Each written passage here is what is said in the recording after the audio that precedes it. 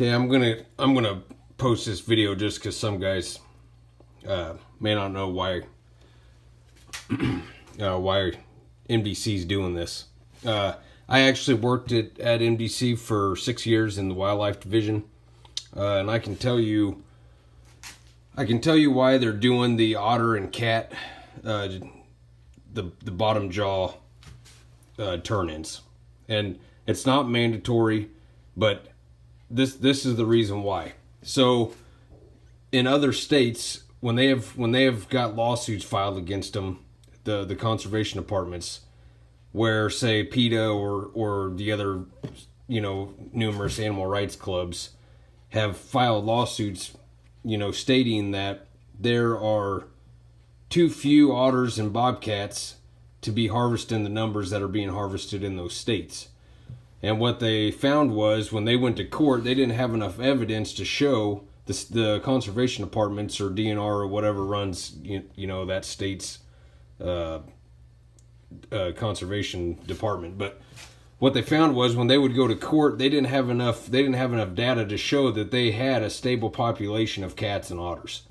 So when MDC is asking for the bottom jaw, it literally takes maybe 3 minutes to cut off the bottom jaw. Put it in the envelopes that they provide you. They provide you 6. You just got to write down what they ask you to write down, for trap nights, and what was it trap, shot, blah, blah, blah.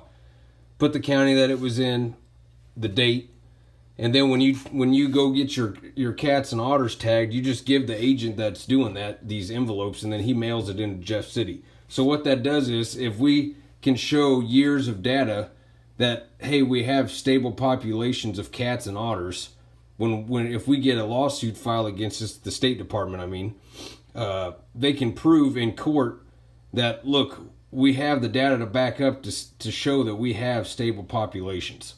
So is it mandatory? No. Is it a good idea? Yeah, because it's going to be a real butt kicker if down the road we don't have enough data to show that we got an overabundance of otters. I know this for a fact, because it's got to be right up there with beavers for nuisance calls, because beavers the number one in the state, and otters has got to be pretty close, and we have plenty of cats. We got a lot of bobcats in Missouri, but we can't prove that if nobody turns in these the bottom jaws for the fur bearer biologist to prove that in court.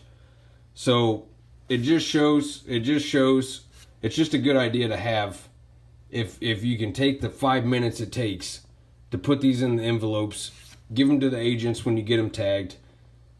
It's pretty pain free. It doesn't take that long. So that's the reason. It just helps in court to show our populations, and then if it ever gets that far, we got some data to back up the proof. So anyway, if guys were wondering why the whole deal, that's it. So thanks.